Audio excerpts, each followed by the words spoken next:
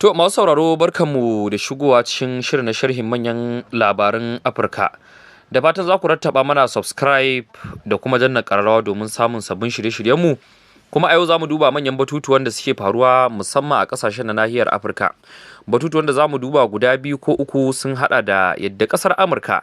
ta ce ta amince za ta janye dakarunta da ke sansanin soji da ta samar a Agadez da ke jamhuriyar Niger. Dakaru ne guda 1,100 ko sama da haka. Har yau za mu je Najeriya inda za mu duba batun da ya shafi dambarwa a majalisar dokoki ko kuma majalisar dattawa ta Najeriya, inda aka dakatar da sanata daga jihar Bauchi, sanata Abdul Ningi, saboda ban kaɗo wasu batutuwa da ya zargin cewar an ƙara kuɗin da ya kai sama da tiriliyan 3 a kasafin kuɗi na Najeriya na 2024. To wataƙila ma iya zuwa Senegal ma inda ake shirye-shiryen kammala wato batun miƙa mulki tsakanin shugaba mai ci da zai bar karaga nan da watanni 2 da ma kuma wanda ya samu nasara. Amma bari mu fara da jamhuriyar ta Niger, ko muna tare da babban mai sharhin da muka saba wato tattaunawa da shi. Kada dai a manta a rattaba mana subscribe domin samun sabbin shirye-shiryen namu. To ga wannan batu na jamhuriyar Niger, Amurka ana ganin kamar wayo ta yi wa jamhuriyar Niger, kasancewar a bayananta da akwai wata sadara da ta ce za su sake dawowa su duba al'amarin yadda za a fitar da sojojin, kuma sun ce su da Niger mutuka raba, domin za su ci gaba da bawa Niger tallafi na harkar lafiya da sauran batutuwa. Kana ganin Amurka wata kwarewa ta diplomasiya take son ta nuna wa waɗannan sojojin da ake ganin kamar sabon yankan rake ne a sha'anin gudanar da mulki? To wannan wani abu ne da baka ce abu na kamar yadda ka faɗa na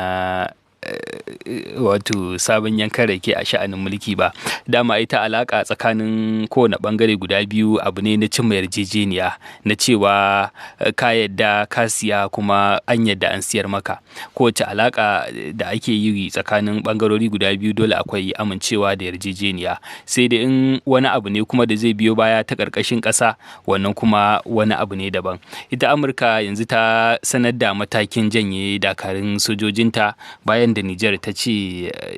ta yanke duk wata alaka da aka kulla ta wato alakar soji, bayan da ita Amurkan ta kafa wani babban sansaninta da take amfani da shi wajen yaƙi da ikirarin da take yi na yaƙi da ta'addanci a yankin Sahel. Kuma wannan ya biyo bayan karɓar mulki da su sojoji suka yanke da yawanci alaƙoƙin da suke tsakaninsu da ƙasashen yamma, tare da ƙulla sababbin ko kuma sabuwar alaƙa da ƙasashen Rasha da kuma Iran. Wannan mataki da Amurka ta ɗauka na janye dakarunta ta sanar da shi, za a ce, amma kuma wani abu da yake fargaba a cikin zukatan mutane shine yiwuwar hakan ko kuma tabbatuwar hakan, saboda mun faɗa a baya cewa ganin irin maƙudan kuɗaɗe da Amurka ta kashe a wannan wajen gina wannan sansani, zai wahala a ce ƙasa kamar Amurka ta yi asarar wannan kuɗi. Dole akwai fargaba, akwai wani ɗarɗar a zukatan cewa watakila ta biyo ta bayan fage, za ta iya bullowa ta wani wuri kenan. Ko wannan shine tsoron da ake yi, cewa kuma ita ma Amurkan ta riga ta faɗa cewa tana jinjina wannan kuɗi da ta kashe wajen, kuma ta ce kamar ita da Niger mutuka raba. To watakila, to amma dai abin da zai fito fili dai shi za ka yi magana akai, amma dai wancan abu shine fargabar dai cewa zai wahala ita Niger din Amurka ta iya kyale wannan sansani ya wuce da ya asara kuɗin da ta kashe wajen gina shi, a ce abin ya tafi salin alin. Yanzu haka za ta yi ta ƙulla alaƙoƙi musamman da ƙasashen Najeriya da take makwabtaka da Niger wajen ganin ya za a yi a kwashe wannan sansani a mai da shi wannan ƙasashe. Kuma zarge-zarge sun yawa cewa wannan su sojoji da suke jamhuriyar Niger ana amfani da su ne wajen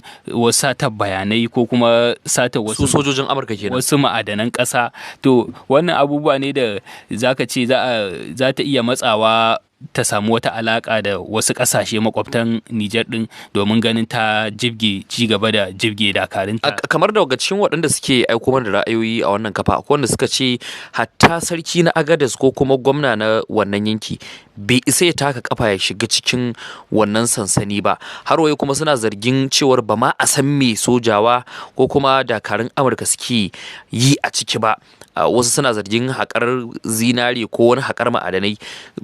Kana ganin cewar wannan mataki da aka ɗauka a halin yanzu 'yan ƙasar da suke murna kamar ganin cewar Amurkan za ta tafi kenan daga baya dai zai iya murna za ta iya komawa ci kenan? To akwai wannan tsoron da wannan fargabar, saboda kamar yadda muka faɗa shine cewa ita Niger Amurka wa ganin cewa ta haƙura da wannan kuɗi da ta kashe da abubuwan da ta zuzzuba wajen samar da wannan sansani, shine tsoron da ake yi cewa zai wahala, ba wani abu ne da ake cewa yakin sankuru kuma abin zai koma ta ƙarƙashin ƙasa ba wajen yin amfani da wasu dakarun ko kuma makotan ƙasashe wajen ci gaba da ayyukan su dakarun Amurka a ƙasar Niger. Wata kan kenan ta tabbata kawai ƙwarewa ce irin ta diplomasiya ta Amurka da a yanzu ba lalle ta mai da hankali da ce za ta fito ta yi faɗa da ƙasa kamar Niger ba, sai ta bullo ta wannan fage. Shine abin da na faɗa farko cewa ita alaƙa tsakanin ƙasashe biyu yarjejeniya ake yi, tunda bangare ɗaya ce ya fita daga wannan yarjejeniya, ita ma ɗaya bangaren dole ya sanar da cewa ya haƙura, amma sai dai wani abu da zai biyo baya wannan abu ne kuma na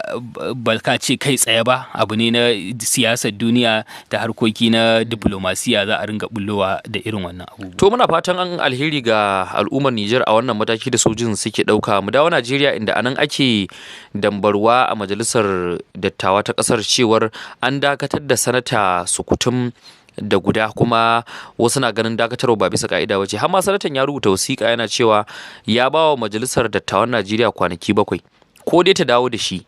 ko kuma ya maka ta a kotu. Ƙasa da awanni da 24 da yin haka kuma shi shugaban majalisar dattawa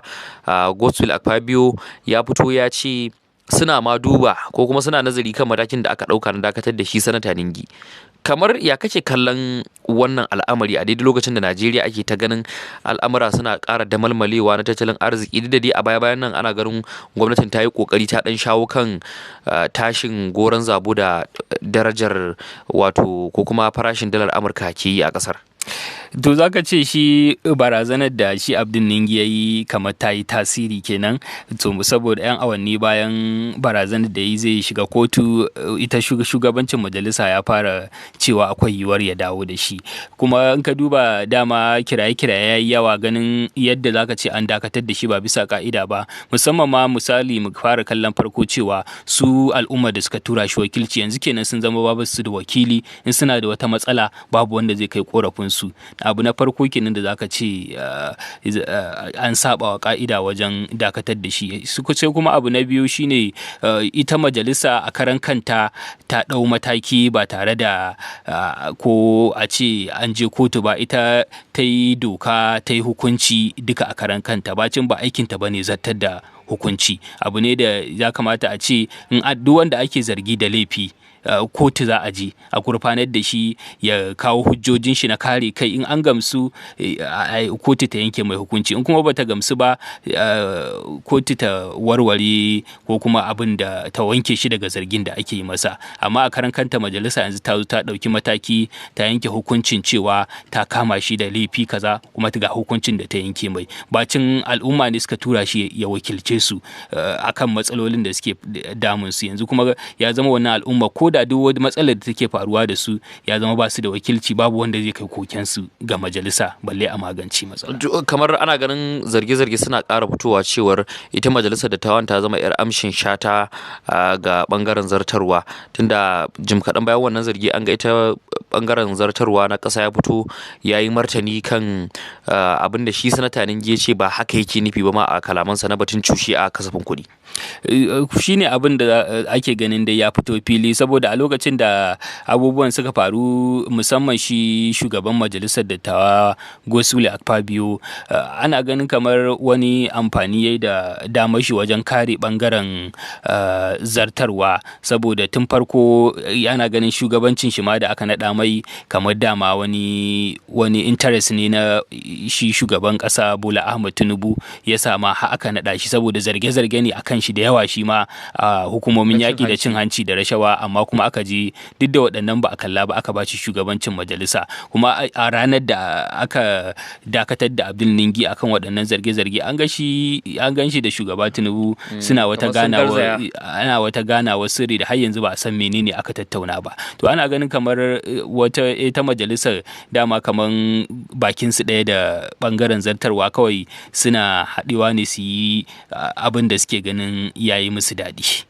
To wataƙila ba ɗan je Senegal ɗin nan, tunda gashi can ana ganin matashi ɗan wanda ba ɗan siyasa ba, bai taɓa ma riƙe wani mukami ba, ya zama shugaba, kuma an ga shi Macky Sall ya tattauna da shi a karan farko tun bayan da ya samu nasara. Ana ganin kenan wannan ya zo ƙarshe, ko kuma batun dambarwar siyasa da ake ganin ta fara a can Senegal ta zo ƙarshe kenan? Ba a ce dambarwar siyasa ba a ce ta zo ƙarshe ba, sai dai a ce an samu allafa. Wannan sabon shugaban ƙasa ya zo da wani abu da mamaki, da musamman a ƙasashen Afirka, ɗan shekaru 44 wani abu ne da zaka ce sabon abu da yawanci dattawan nan ba su fiya ba wa matasa dama ba. Kuma wani abu shine ya zo daga jam'iyyar adawa, wani shi ma wani ƙarin wani abu ne da za a ce an samu ci gaban demokaradiyya, bacin dauki ba daɗi da aka ɗau lokaci ana yi bayan ɗage zaben ƙasar. Shi shugaba Macky Sall an sanya lokaci ya zo ya ɗaga shi, amma dai bayan matsin lamba da ya fuskanta, a ƙarshe dai ya amince ya sanya ranar zaɓe, kuma gashi har an zo an yi zaɓe daga ɓangaren 'yan adawa daga gidan yari. Shi sabon shugaba ya zo ya zama shugaba daga gidan yari sai fara shugaban ƙasa. Kamar yadda aka taɓa yi a Najeriya, shi ma shugaban ƙasa tsoho Olusegun Obasanjo daga gidan yari sai fadar shugaban ƙasa. To ga san dama an dade ana canfa irin waɗannan abubuwa, musamman a ƙasashen Afirka. Yawanci jaruman mutane, za a ce mutane ne yan gwagwarmaya, sai sun bi irin waɗannan matakai, ƙarshe a kai ma gaci. To shi ma wannan sabon shugaba Basiru Diomaye ya zo